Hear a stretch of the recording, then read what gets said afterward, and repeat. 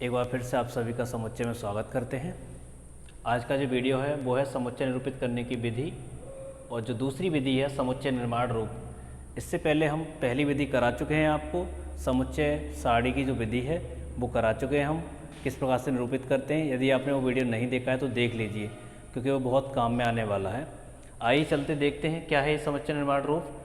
तो इसमें एक पहली बात आपको ये ध्यान रखनी है, जो समुच्चय बनता है वो किससे बनता है? अवयवों से, या फिर सदस्य जिसे कहते हैं। ये जो सदस्य होते हैं उनका एक विशिष्ट गुण होता है। विशिष्ट गुण का मतलब ये होता है कि उनके अलावा किसी और को आप रखेंगे, बाहर को देखेंगे आप बाहर वालों को, तो उनका वो गुण नहीं होगा। जैसे आप देखिए, मैं लिखता हूँ एक समुच्चय V इक्वल टू, एक सेट है हमारा V से समझ में आ गया होगा, वोवेल का है A, E, I, O, U। ठीक, अब आप देखेंगे इसमें कि इसके अलावा किसी और को लिखूं, D को, क्या इसका है ऐसा गुणधर्म है? ये कैसा गुणधर्म है इसका? ये क्या है? स्वर। ये क्या है यहाँ पर? स्वर है, जिसे हम वोवेल बोलते हैं। क्या बोलते हैं? वोवेल। वहीं डी क्या है? कॉन्सोनेंट है। तो इसका मतलब क्या हुआ? इसके बाहर के जो भी एलिमेंट होंगे, अवयव होंगे, वो सभी अलग होंगे। ठीक, एक और बताता हूं मैं आपको। एन ले लीजिए। एन का मतलब क्या होता है? Natural number. ठीक, नेचुरल नंबर के अलावा आप देखोगे 5, 6, ये नेचुरल नंबर है। यदि मैं जीरो और लिख दूं, यहाँ बाहर है ये जीरो, इससे बाहर है क्योंकि जीरो इसमें नहीं आया है, आगे ये बाहर है, तो ये किसकी प्रॉपर्टी दिखाता है? ये दिखाता है होल नंबर की। ठीक, ऐसे ही मैं एक और सेट लिख देता हूँ, ए इक्वल टू, एक और सेट है। आप देखिए इस सेट को, और आप देखेंगे तो मालूम करेंगे कि ये किसका सेट है? किसका है? सम संख्याओं का है। सम संख्याएं।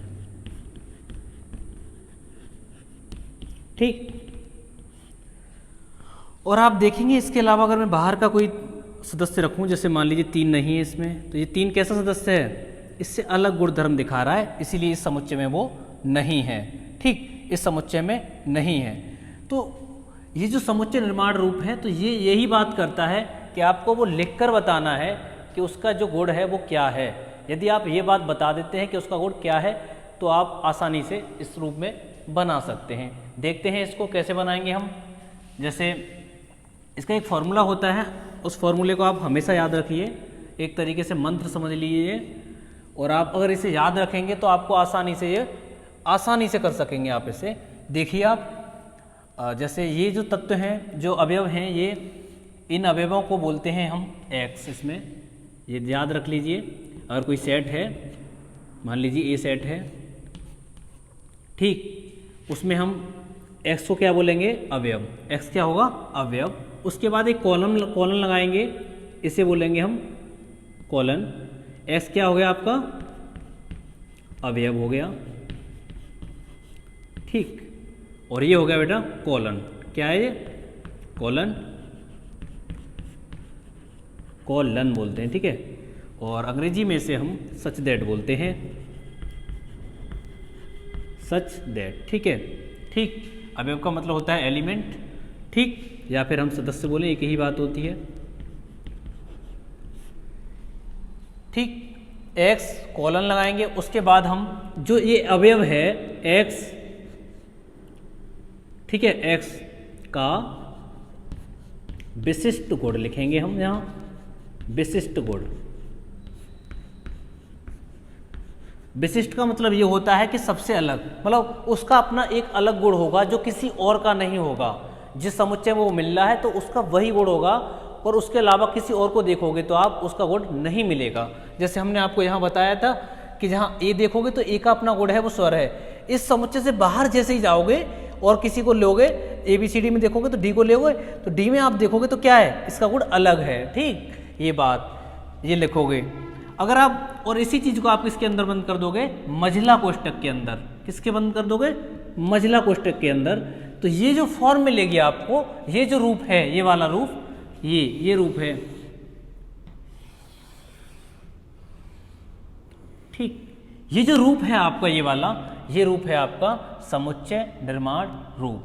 समुच्चय निर्माण रूप। आइए कुछ उदाहरणों को देखते हैं। पहला उदाहरण आप देखते हैं, पहला ये है, इसको मैं सही तरीके से लिखूं तो कैसे लिखूंगा, वी लिखूंगा, उसके बाद में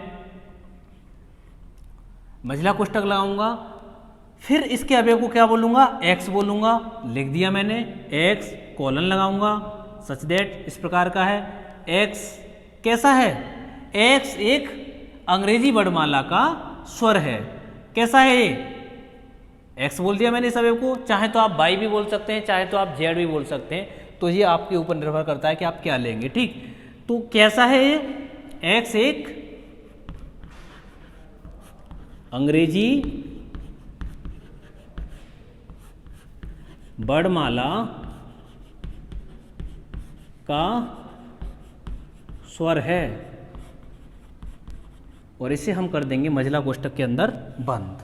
तो ये बात समझ में आ गई आपके कि आपको करना क्या है, जो भी अवयव है उसका आपको विशिष्ट गुण पीछे लिख देना है, और जब आप इस विशिष्ट गुण को पीछे लिख देंगे तो इसका मतलब हो गया जो आपका ये है समुच्चय निर्माण रूप बनकर तैयार हो जाएगा। ठीक, आगे चलते हैं। दूसरा उदाहरण लेते हैं हम, ये है आपका, ये कैसा है, अगर इसके एक अवयव को उठा के देखूं मैं इसे, इसको भी देखो तो ये भी प्राकृतिक संख्या है, दूसरा कैसा है, प्राकृतिक है, तीसरा प्राकृतिक है, ये भी प्राकृतिक है, किसी को भी आप उठाकर देख लीजिए, सभी कैसे हैं, प्राकृतिक हैं। ठीक, तो देखो एन है इसका नाम, इसे भी महिला कोष्टक के अंदर बंद करेंगे। एक अवयव को हमने दिखा दिया है एक्स से, एक्स सच दैट एक्स इस प्रकार का है, किस प्रकार का है एक्स, एक्स एक प्राकृतिक संख्या है। बता दिया ना हमने कि जब भी किसी एलिमेंट को उठा के देखो, इसके अवयव को उठा के देखोगे सदस्य को, तो सभी कैसे निकलेंगे, एक प्राकृतिक संख्या निकलेंगे। ठीक, इसके अलावा और देख लेते हैं हम, जैसे ये तीसरा है, दे रखा है आपको, इसका नाम ए है। क्या है, ए है। यदि आप इसमें देखेंगे तो इसका अवयव जो है कोई सा भी उठा के देखिए आप, कैसा है, सम संख्या है। कैसा है, सम संख्या। तो आप बता दोगे एक्स सा है, एक सम संख्या है, एक सम संख्या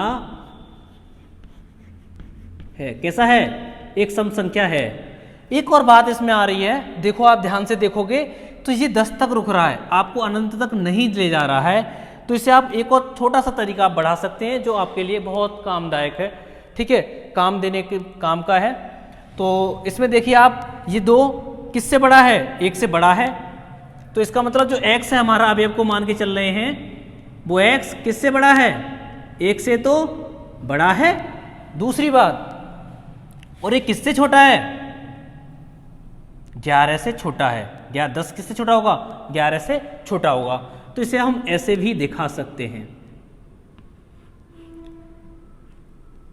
देखो छोटे का ये लग जाएगा, थोड़ा अच्छी तरह से लिख देते हैं, इसे मिटा देते हैं। देखो आप, x 1 से बड़ा है और 11 से छोटा है। ये बात समझ में आ गई आपको। यदि आपको ऐसी परिस्थिति मिलती है तो उस समय ऐसे आप लिख देंगे। ठीक, तो ये जो समुच्चय निर्माण रूप है, आप में आपको क्या करना है, एक सीधी सी बात रखनी है कि जो अवयव मिलेंगे उनको आपको x लिख देना है, और उसी x को जो अवयव माना है उसका गुण बता देना है कि वो गुण आखिर है कैसा, कैसा गुण है। यदि आपका अंग्रेजी वर्णमाला का है तो आपको ऐसे लिख देना है, अंग्रेजी वर्णमाला का स्वर है या फिर दूसरा है। इसके अलावा अगर आपके पास जैसे मान लीजिए है प्राकृतिक संख्या है, तो आपको लिख देना है x एक प्राकृतिक संख्या है। यदि आपको पास ऐसी कोई परिस्थिति मिल जाती है, a बराबर 2, 4, 6, 8, 10, इसको आपको लिखना है समुच्चय निर्माण रूप में, तो आपको लिख देना है a इक्वल टू क्या है, एक सम संख्या है। ठीक, एक उदाहरण और बताता हूं मैं आपको, ध्यान दीजिए।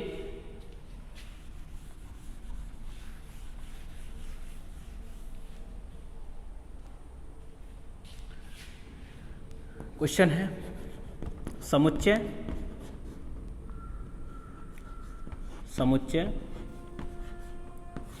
ए दे रखा है आपको 1, 4, 9, 16, 25, ठीक है। ठीक 25 ये दे रखा है, कहीं जा रहा है लास्ट तक को समुच्चय निर्माण रूप में लिखिए।